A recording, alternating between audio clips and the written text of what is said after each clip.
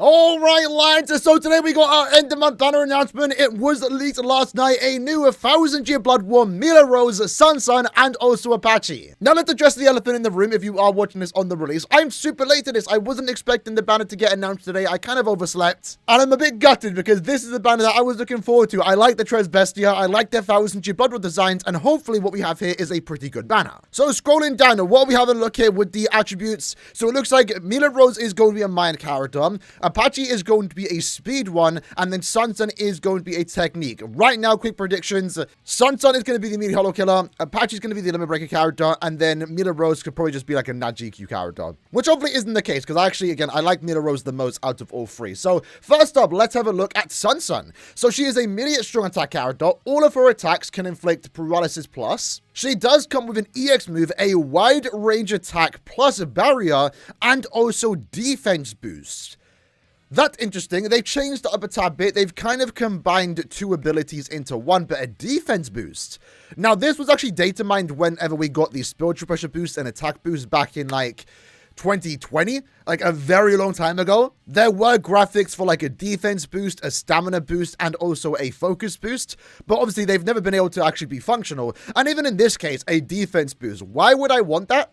It's kind of gimmicky, but at least they're trying something new that maybe could set up a potential future character to have a attack boost or a focus boost, for example. I guess the question is though, is this going to be for your entire team? Because the barrier is going to be for your entire team, but what about the defense boost? If it is, that's gonna be pretty cool, even if it's not like super crazy. Alongside that though, she does have Holo Killer Plus, she has Frenzy Plus 3 in Guild Quest, and then alongside that, she also does have 20% more damage to your entire team to any enemy that is inflicted with a status element. That's gonna be really good. I did mention yesterday that I kind of wanted to see a Aranka have an effect like that, more so for Arankas, but I guess I'll take this. It's to any character in the game. In the Melee Holo Guild Quest 2, you are using characters like Yuha Bak, Ichigo, and also Kensei. Soul Reapers, no affiliation characters, so this actually goes for everyone. That's going to be honestly pretty good. Scrolling down, having a look at a skill set though, I am kind of blocking it, so let me move myself to the right. Alright, so here we go. Let's have a look at what Sun is going to offer. So it does mention here that she does give a substantial defense boost to all your allies for 30 seconds. Interesting. Don't know how good that's going to be, but it's interesting. So we have 14% recharge, Sprinter plus 1, Havoc plus 20%, and also Marauder. And then when it comes to the actual skills itself, we have a Frenzy plus 2 in free and Guild Quest, 80% spiritual pressure boost, the increased styles of chance. With that, she can inflict paralysis plus, with the extra 40% damage to paralyzed enemies, and then also the additional 20% that you do give to your entire team. She has weakened defense, she has the more kill effect, more melee damage. Nothing super unique here besides that, again, team party buff. But when it comes to the melee holo Guild Quest, she probably is going to be one of the better characters for this Guild Quest phase, so obviously with that in mind, she's going to be good. And I'm sure she has a good strong attack kit. She will also be equally as good outside of Guild Quest, despite not having the Frenzy plus 3. In regards to arena skills, she only gets the start power-up item. A bit unfortunate. Arena characters kind of want to have long shot, and you don't really get that here with this character. Next up, we have MILA Rose. So we have melee normal attack. She's an ad character. All attacks can inflict weaken plus. She has 2 killers, Quincy and also Soripa. She's a Brave Battle character. She has Persistence Breaker, huh? Oh no. Oh no. I'm not gonna lie. I actually do prefer that she is a Brave Battle unit over a Guild Quest Nad character.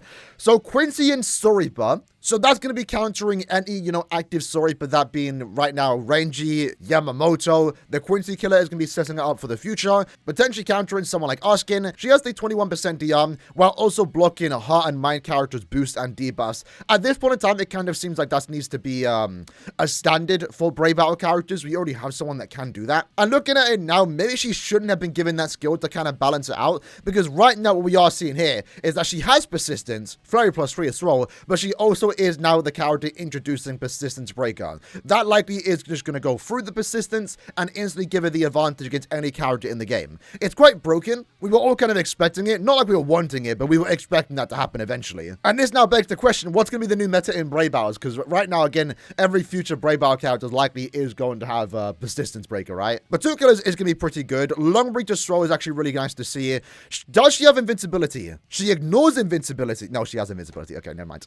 Personally, I really want Kenna to try and experiment with a character that has potential persistence and ignore persistence, but no invincibility, because that's what makes persistence broken in this game. It's the fact that they also have invincibility on top of that, because otherwise you can maybe use a spiritual pressure character to instantly activate their persistence and give them the advantage. That's something you can't do right now because there's no spiritual pressure character that can ignore invincibility.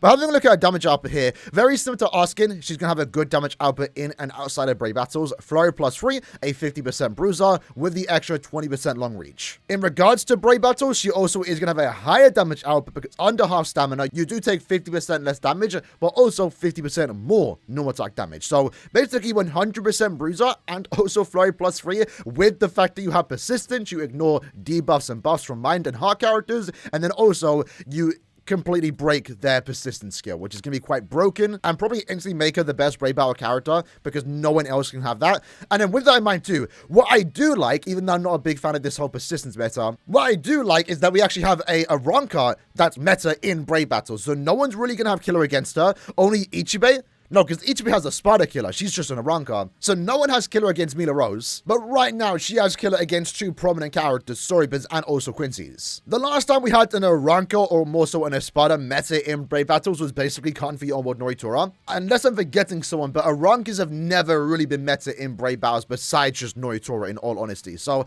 I guess in terms of diversity, it's kind of nice to see some Aaroniero representation. While I would have wanted MILA Rose to be the limit breaker character of the banner, again, I am more of a MILA Rose fan. I actually don't dislike that she is the Brave Battle character. Of the three Tresbestia, she does fit it the most. And I don't dislike getting Brave Battle characters outside of anniversary events. So next up, we have... Never mind. Hold on. We get another Nad character. So is Sun also the limit breaker character of the month? That's interesting. So Apache's a ranged normal attack character. Strong attack 2 is a boost. All attacks except her SA2 can inflict laceration plus. And then she also does have a no affiliation killer plus. With that, you have Flurry plus 2 in Guild Quest. You have the booster skill and the 35% Nad. Ranged no... Oh, it's... You know what? To be fair... I'm very surprised she's a ranged character. We haven't had a booster, no affiliation killer, in such a long time. Literally, everyone has been using Misaki, who came out back in 2020 or 2019. So I guess in that regard, it's kind of nice to finally get a new ranged, no affiliation booster, because we just haven't had one in years. Personally, though, I kind of wanted at least one of them to be the limit breaker character of the month. It seems like right now, Sun is doubling down as a Guild Quest unit and also limit breaker unit. Would have loved, and this banner would have been better, if this was just a strong spiritual pressure unit, because we haven't had like a really good speed spiritual pressure character in quite some time. And then scrolling down, yeah, she doesn't do anything super unique here. It's just the standard stuff. You have the bruiser, you have the booster, you have the Flurry plus 2, more range effect, etc. I guess similar to Nanana, we do have a increased stat element chance to inflict a stat element. That's gonna be actually really good. In this case, except that SA2, she can inflict Laceration plus specifically. And we now know in Guild Quest content, or just in general, if Apache inflicts a status element on an enemy, Toshiro, a character you're likely leading in this particular Guild Quest, even though he doesn't have status element plus, he can still inflict his normal status element. So keep that in mind. This status element increased chance on Apache is not going to take away from Toshiro. And in her case too, since she can inflict Lacerate, it's going to stop the enemies from ever attacking, which is actually really good. Now, I'm likely going to pull on this banner anyway, because I do want all three characters, but I think for majority of the player base, especially after looking at what they do offer, you know, 2 NAD characters in this banner, 1 spiritual pressure unit that isn't even designed to be used everywhere, mainly in Guild Quests, the fillers kind of have to be good here. And looking at the filler pool, they're pretty good. They're pretty good. We have True Shikai Ichigo, we have Orihime, we have Kyuge, and then you also have Misaki and also Ishin in the banner. We have no old 1000-year Blood characters in this selection. The oldest character here is Chad, and he was the start of the anime characters, so you literally only have 1000-year Blood anime characters. And I do kind of like that they included Kyuge here, because he was the one that just absolutely washed the floor with all 3 Aaronios here. To my knowledge, maybe I'm wrong, this is the first time that True Shikai Ichigo has been a filler alongside Orihime. Unfortunately for me, I already have their max transcended, so they aren't really doing much for me, but they're still good characters to get. I hate using Misaki in Guild Quest, so if I can get a max transcended, that would be at least nice to have. And then Ishin's goated. And also, again, personally, I do like that there is an unfeatured pool right here. It means on the guaranteed steps, you have a better chance of getting the new characters, Apache, MILA Rose, and Sun, since there are 3 less fillers. But other than that, it's a normal step-up banner. Every 5 steps, guaranteed 5-star with a pity ticket on step 25. All right, with that said, let's have a look at the characters, right? So first up, we have Sun. I'm very excited to see her model, but right now she's looking away from us. Model's looking good. Model's looking good. Again, I like all the designs for the Tresbestia post 1000-year Blood War. I didn't know her legs were showing like that. That's kind of crazy. All right, then let's go ahead and see it. So she's the limit breaker character of the month, alongside being a GQ character. So SA1 is going to be a lunge forwards. Decent range to it. Oh, is that SA3 or 3 that are coming together? That's kind of cool. I don't assume we're going to see Ion represented here. Yeah, that SA1 looks like it has some good range to it, in all honesty. So, Limit Breaker of the month, by the way, they do seem to potentially want us to use Byakuya and also Ichigo. So, I assume most people will be skipping this banner. It looks like Byakuya banner, so Rukia and also Renji, alongside the end of year banner Senjumaru, Ichigo and Askin, also seem to be returning. Right, I did not even see what that EX attack looked like. That was like just straight wind. I think it's it is a defensive move. I feel like I remember her doing that in the anime. It's kind of hard to say, to be honest. Yeah, I do like that SA3, all of them coming in together. It kind of reminds me of the Concord banner with Ichigo, Oryu, and Shad, where like all their strong attack 3s were the same. A bit different in terms of visuals, but all 3 of them were doing an attack at the same time. At least in Ichigo's one. So Natring, looking decent. And honestly, it does make sense that Sun is the technically best of the 3, because from my point of view, she is the most popular of the 3. That looks like it has really good range for a launch SA1, though. We might have to fact check that, but that looks good. That looks good. Let's have a look at that first strong attack again. Is this like technically supposed to be them? Let me actually pause it, because that's actually kind of a funny still frame. Yeah, so all 3 characters appear, and they all just shoot something. It looks kind of cool. This is kind of what I want to see with like a Bambi's unit, you know? Like all 5 of them attacking in one strong attack. Or even a squad 0, SA3, where like all of them appear. Okay.